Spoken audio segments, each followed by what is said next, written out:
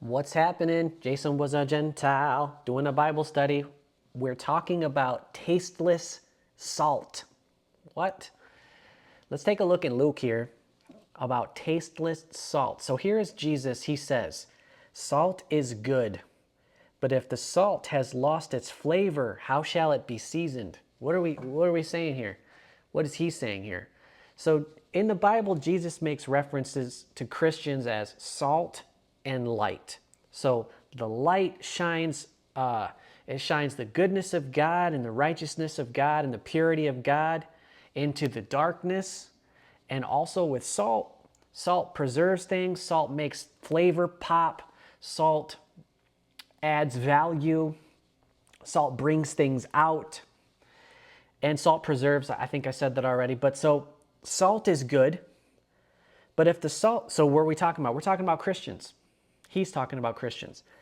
Salt is good, but if the salt has lost its flavor, how shall it be seasoned? So if the salt isn't salty anymore, how shall it be seasoned? Where's the seasoning if the salt, so if you got this salt, but the salt's not salty, what good is the salt?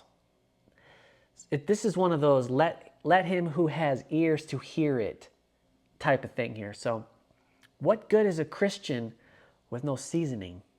What good is the salt and the light? Take the light, for example. What good is the light if the light doesn't shine? What good is the salt if it's not salty? You know what I mean? So it is neither fit for the land nor the dunghill, he says, but men throw it out. He who has ears to hear, let him hear. So again, this is one of those things where, yes, we live under grace and we don't live under the law, right? We're no longer bound by the law, but we have the law on our heart.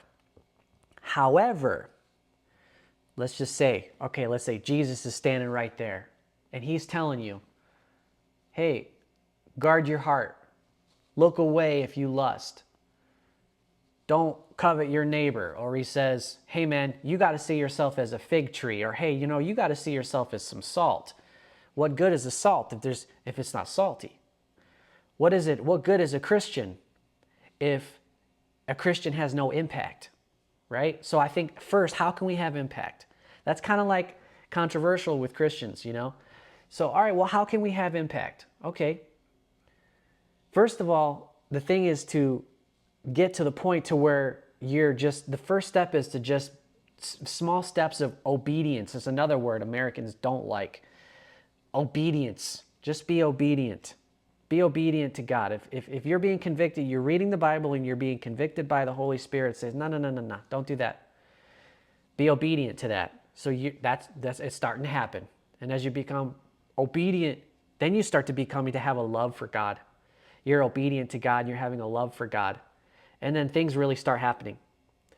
Jesus is continually encouraging that we need to make some moves, basically. Make some moves. So like, do you know a ton about the Bible? Yes. Make some moves then. What kind of moves? I don't know. Start up a YouTube channel. Just read out of the Bible like me. And find out who out there has any interest. You got no idea how many people might even see this video that I'm putting out. This is a bit of salt, and I'm proud of it. Yeah. But I would say, what can you do?